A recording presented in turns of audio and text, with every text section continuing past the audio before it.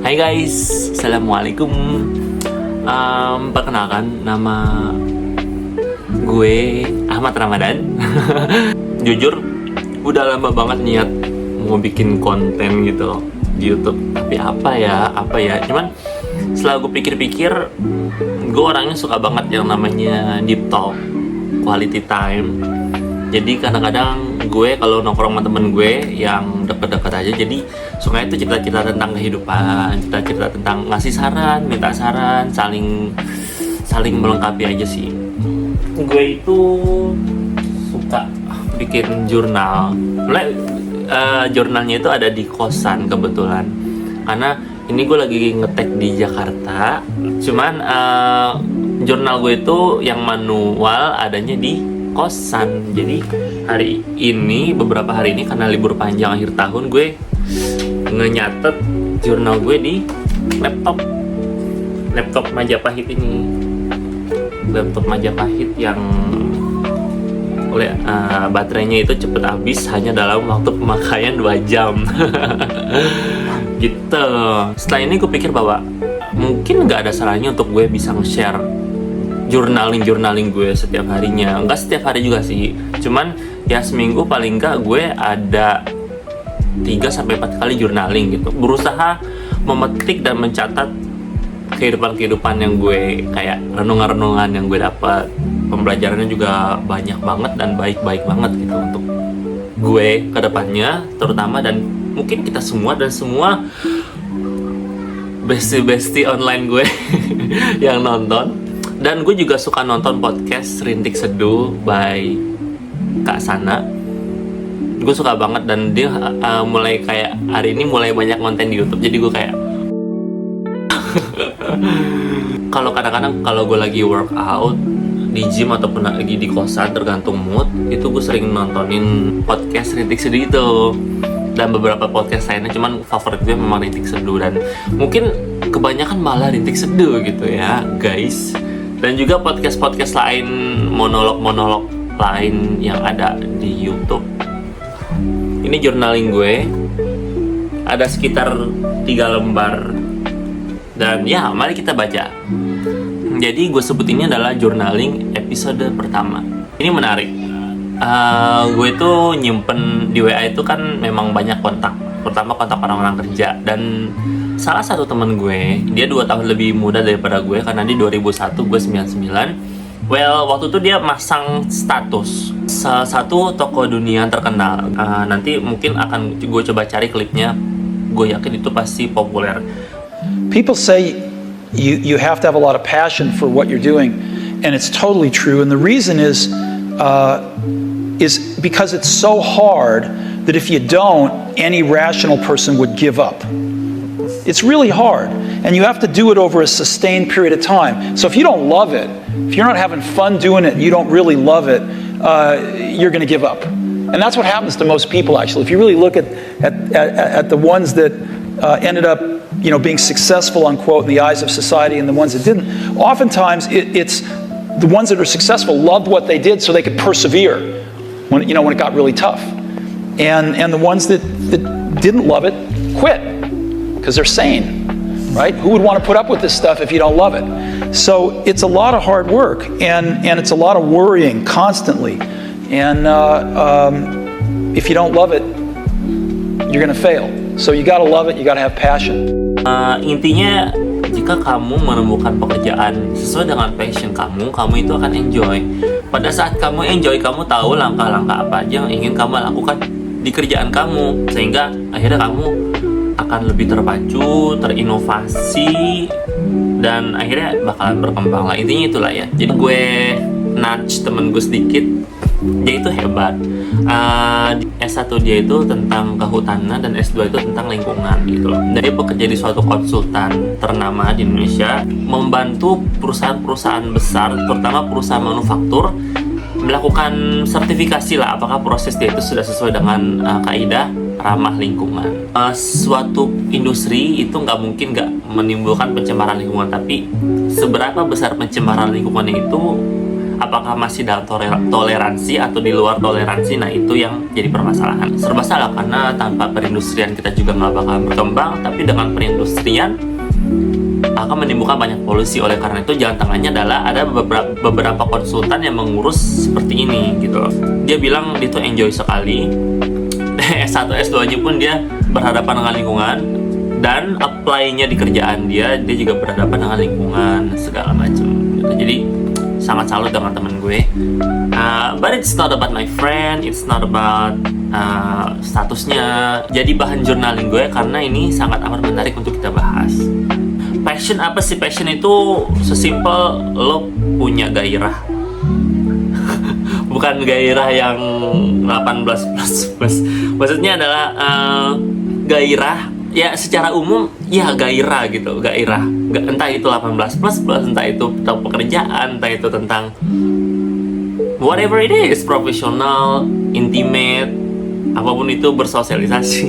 Terserah, pokoknya itu adalah passion itu gairah yang tumbuh atas dasar cinta. Itu sih yang gue searching di AI Gemini seperti itu.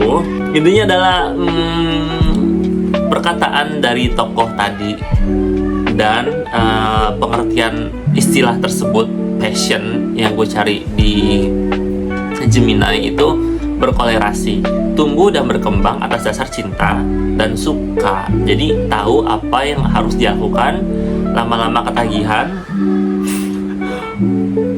ketagihan versi baik, bukan versi jahat. Ada beberapa temen gue yang benar-benar kerja sesuai passionnya dan sangat amat bangga, sangat amat cinta, dan kayak gue mikir salah satu penghalang antara dia sama karirnya adalah dirinya sendiri dan juga Tuhan.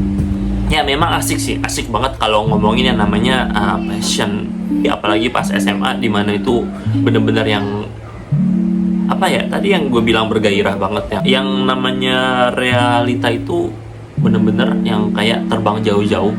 Yang di otak hanyalah kayak imajinasi, gue bakalan masuk PTN PTS ini, mengambil jurusan ini, nanti kerja sebagai ini itu dan sebagainya gitu kan. Dan ya gue ngomong ini karena gue pernah ngerasain gitu. Cuman sayangnya realita nggak semulus itu, nggak seramah itu, dan nggak se-fairy tale itu kan ya. Karena korbannya gue juga. Gue coba sedikit cerita pengalaman gue. Jadi waktu itu SMA gue tuh pengen banget jadi dokter gitu. Karena apa? Karena gue suka biologi. Dan pada waktu SMA pun gue juga waktu itu lagi seneng banget yang namanya nonton konten-konten kesehatan, nonton series-series tentang dokter, Good Doctor gitu kan. Tapi versi USA-nya ya. Gue tahu diri gue setelah menilai diri gue mampu, dan teman-teman gue juga bilang gue mampu gitu. Cuman sayang ada beberapa kontra dari keluarga khususnya, yang memang waktu itu gue sangat amat egois, hanya memikirkan diri gue sendiri. Cuman gue harus memikirkan keluarga gue juga, finansial. Waktu itu gue juga masih punya adik yang harus dikuliahkan, dan dia memang harus sangat kuliah gitu loh. Dan juga rentang waktu yang ditempuh untuk menjadi seorang dokter itu kan memang agak lama ya dengan kuliah-kuliah yang lain. Jadi ya itulah beberapa pertimbangan gue dengan berat hati mengambil keputusan bahwa gue harus memilih untuk hidup di luar dari passion gue, yaitu teknik. Nerimanya pun juga nggak asal nerima, ya udah deh Rama masuk teknik aja gitu. Kuliahnya juga normal 4 tahun, biayanya juga bisa ditanggung, beasiswa full gitu, nggak banyak embel-embel kayak kedokteran. Berusaha mendoktrin otak gue untuk menerima kenyataan ini, tapi di sisi lain hati gue masih nolak, dan terus gue doktrin terus. Kalau ada keledai yang keras kepala, butuh juga penunggang keledai yang lebih keras kepala lagi gitu. Jadi pada waktu itu keledainya gue, dan penumpangnya pun kebetulan juga mungkin gue sendiri. Kayak ya udahlah, kita langsung go aja. Kalau gue nggak masuk jurusan teknik, gue bakalan terhantui terus sama yang namanya itu jurusan kedokteran gitu. Akhirnya gue langsung terjun, dan lambat laun gue langsung kayak tenggelam di dalam banyak tugas teknik. Jadi kayak udah lupa bahwa gue tuh pernah dulu bermimpi jadi dokter, sekarang jadi engineer aja. Ya dari cerita gue itu, gue mengambil kesimpulan bahwa nggak semua orang itu punya privilege untuk hidup sesuai passion. Kadang beberapa di antara mereka menjalani hidup dengan konteks bertahan. Dia enjoy tapi konteksnya bertahan. Dia enjoy, dibilang enjoy aja. Dibilang bersyukur gitu loh. Dibilang ikhlas ya ikhlas menerima, tapi konteksnya adalah bertahan. Cuman yang mau gue highlight adalah gue rasa sih nggak apa-apa gitu. It's okay dan nggak apa-apa. Whether lo menjalani hidup sesuai passion, alhamdulillah. Lo menjalani hidup ini dengan konteks bertahan, dengan konteks ya udah daripada enggak gitu loh. Ya udah daripada nggak ada, ya udah daripada nganggur, ya udah daripada nggak kuliah. Membandingkan diri lo dengan orang yang tidak seberuntung lo, which is normal dan patut dicontoh karena membuat kita bersyukur dan menjadi lebih qanaah ya. Selama itu masih dalam jangka normal. Normal ini artinya pekerjaan lo, apa yang lo tekuni sekarang itu nggak menyakiti diri lo dan nggak menyakiti orang lain. Menurut gue sih nggak apa-apa, jalanin aja, just go on. It's okay baby, just go on with your life. Dari tadi panjang lebar gue cuman mau bilang adalah jalani aja hidup lo apa adanya, seutuhnya, dengan perhitungan-perhitungan yang matang, logis dan normal. Kita sebagai umat beragama percaya dengan takdir. Jadi takdir itu adalah narasi dan plot twist yang Tuhan berikan kepada kita pada saat kita terlahir di dunia ini gitu. Bahkan sebelumnya udah ada dicatat lengkap gitu. Semuanya punya alasan, semuanya punya tujuan, dan semuanya pasti selalu bisa kita handle. Karena di Islam itu, rukun Islam itu ada 6 dan rukun Islam terakhir itu adalah percaya dengan qada dan qadar. Artinya kita percaya takdir Allah yang baik maupun yang buruk gitu loh. Dan itu sengaja ditaruh di belakang karena memang itu paling susah banget untuk dipercayai. Gue percaya cuma kalau udah ketabrak itu susah banget untuk kayak mengontrol diri. Ya ini qada dan qadar yang harus gue yakini gitu. Ini takdir dari Tuhan yang harus kita terima. Gue selalu ngomong ke diri gue bahwa selalu cari alasan untuk kamu, untuk kita, untuk lo, untuk gue berprasangka baik sama Tuhan gitu loh. Karena memang Tuhan tidak pernah salah, kitanya aja yang terlalu ngejudge terburu-buru gitu sih. Satu topik lain yang mau gue obrolin adalah salah satu narasi hidup kesetir FYP. Ini juga menarik karena ini menurut gue kolerasi. Menurut gue yang gak normal justru hidup kesetir FYP daripada hidup gak sesuai dengan passion. Karena apa? Karena hidup kesetir FYP itu berganti-ganti dan bikin lo bingung dan bikin lo stres dan bikin lo itu depresi gitu loh. Tahu sendiri kan kita sosial media itu bener-bener kayak berpacu dalam nada gitu. Berganti terus, trennya berganti terus. Jadi bingung nih, kalau hidup lo sesuai dengan FYP, lo bakal ganti ini, ganti itu.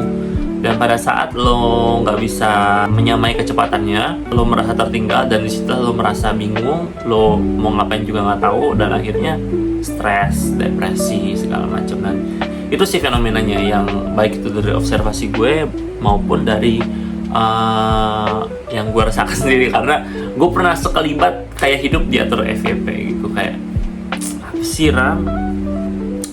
sikap gue. Sebetulnya ini pendapat gue aja karena ini kan memang judulnya journaling. Secara luas gue menyikapi ini dengan cara sadar gitu loh, jangan terperangkap dalam ilusi FYP yang nggak ada hentinya gitu. Jadi gue lebih ke embrace reality aja sih, apa yang ada di depan gue akan gue kerjain secara optimal gitu. Lalu yang kedua ini adalah tentang target sih. Jadi kayak kadang-kadang yang buat kita itu menyesal adalah target kita sendiri gitu. Jadi target kita itu terlalu tinggi, padahal kita itu baru entry level. Jadi dikhianati sama target kita sendiri gitu. Jadi kita nyerah, ganti lagi. Misalkan ya ini gue mulai workout, misalkan gue mulai workout.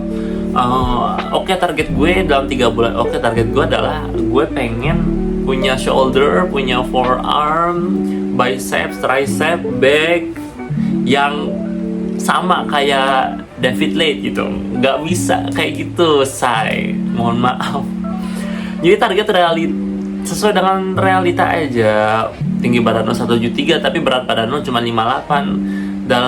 dari target lo mau jadi kayak David Late gitu, dan lo bakalan terus kesetir FYP David Late, lo ngebandingin diri lo yang masih kurus kering kerontang ini dengan David Late gitu kan, dan itu bikin lo stres gitu. Jadi usahakan target sesuai dengan current situation. Misalkan gue mau rajin gym, workout seminggu 3 kali deh gitu, tambah lagi seminggu 4 kali, seminggu 5 kali dengan metode split yang lain gitu kan. Itu menurut gue lebih rasional dan nggak bikin lo stres sih gitu kan. Nanti kalau memang udah agak banyak, udah agak membesar badan lo, nanti lo cutting, terserah. Jadi itu namanya stepping target gitu. Itu sebenarnya juga ada teorinya gitu loh kalau kalian mau baca. Jadi dimana target itu sesuai dengan current situation yang ada. Oke, dari kita tadi panjang lebar tentang background gue kenapa milih obrolan ini, tentang passion, tentang pengalaman gue, dan current situation gue yang ternyata nggak sesuai dengan passion, tapi it's okay, it's normal. Lalu topik-topik lain yang tidak normal kayak hidup kesetir FYP, which is not normal, ya kan? Jadi resumenya adalah, yang pertama, hidup nggak sesuai passion ataupun sesuai passion itu adalah sesuatu yang normal dan patut disyukuri, patut dioptimalkan, patut dihargai. Selama itu nggak merugikan diri kalian sendiri dan nggak merugikan orang lain, just go on. Nanti terlepas dari ada kesempatan lain kalian bisa ngejar passion kalian, it's okay, it's good. Itu berarti kan Tuhan narasinya adalah nanti lo diberikan passion lo pada saat waktu yang tepat, pada saat lo udah dewasa, pada saat lo bisa memanage ini itu dikasih passion kalian. Itu lebih bagus kalau menurut gue gitu. Yang kedua, hidup kesetir FYP itu sangat amat melelahkan, sangat amat membuat depresi dan juga stres gitu. Jadi dua hal yang tadi gue bilang, versi gue adalah gue tetap nge-embrace reality dan juga setting target yang sesuai dengan current situation. Current situation itu kondisi saat ini, guys, kalau kalian nggak tahu. Yang ketiga adalah kolerasi dengan tadi poin kedua, ya lebih mengedepankan konsistensi sih daripada kuantitas gitu loh. Jadi sesuatu yang dilakukan secara bertahap, kecil, lama-lama jadi besar itu lebih baik ya daripada kayak langsung gede lo lakuin tapi tiba-tiba lo bosen, lo cut gitu loh. Jadi enjoy the process dan jangan terlalu berpikir tentang kuantiti apa yang akan didapat gitu, secara material, non material, whatever it is. Oke, mungkin itu saja karena ini udah di penghujung, udah bener kayak the end of the page. Itulah journaling dari gue. Mudah-mudahan gue bisa konsisten karena ini 2025 dan ini episode pertama gue. Mudah-mudahan gue bisa. Gue nggak ada. Soalnya ini lebih kayak journaling versi online gue. Semoga kalian suka, wahai bestie-bestie netizen gue sarangnya. Mungkin pendapat gue bisa berbeda dengan kalian, it's okay. Kalian punya pendapat lain, nggak apa-apa, taruh aja di komentar. Mungkin kita bisa diskusi di komentar, bagi-bagi ilmu gitu kan. I love learning life karena kehidupan itu benar-benar nggak ada namanya silabus saking amat beragamnya gitu. Jadi kita hanya bisa mempelajari dengan bercerita dan mengamati dan mengalami sendiri gitu. Dan gue mau mengingatkan kalian, jangan lupa ibadah sholatnya, ibadah lain kalian di gereja, di manapun itu. Kembali lagi bahwa kita itu adalah makhluk ciptaan Tuhan. Jangan lupa berdoa karena doa itu menurut gue sesuatu yang sangat amat menjaga. Di hidup ini ada yang kelihatan dan nggak kelihatan, ada yang terkontrol dan yang tidak terkontrol. Masalahnya yang nggak terkontrol dan tidak kelihatan itu yang benar-benar kita nggak bisa ngapa-ngapain kecuali dari perlindungan Tuhan Yang Maha Esa. Jadi mohon doa terus, jangan lepas, dan juga keluarga adalah prioritas utama kalian gitu loh. Dan jangan lupa minum air putih, jangan lupa makan sehat, makan real food, jangan kebanyakan mie boleh tapi seminggu sekali aja. Air putih yang banyak, susu boleh, gitu, ngemil yang sehat-sehat, kacang, almond, dan kalian yang lagi diet, baik itu bulking maupun cutting, semangat. Ya, itu aja mungkin dari gue. Terima kasih, sampai jumpa di journaling yang lain. Dadah. Assalamualaikum warahmatullahi wabarakatuh. Pada saat kita terlahir dari ini, plot twistnya apa saja? Ada kembang api. Kembang apinya udah selesai guys. Cuman 8 kayaknya tuh bocah-bocah pada ngelahin di lapangan. Karena rumah gue depannya tuh lapangan gitu, nggak gede sih, nggak gede. Cuman ya muat lah 8 motor berjejer. Lumayan hidup kalau di Jakarta. Emang kalau di Cikarang nggak ada apa-apa. Karena gue juga ngekos di lingkungan yang cukup terisolasi, jadi emang agak harus berhati-hati kalau malam juga. Begitulah tuntutan kerja. Ini, aduh, mati guys. Udah mati guys. Laptop gue udah mati baru setengah jam gue pakai. Laptop Majapahit. Many people say that I look like Diki Divi. Ya jadi gitu. Oh my god. Gitu. Bocil-bocil berisik banget.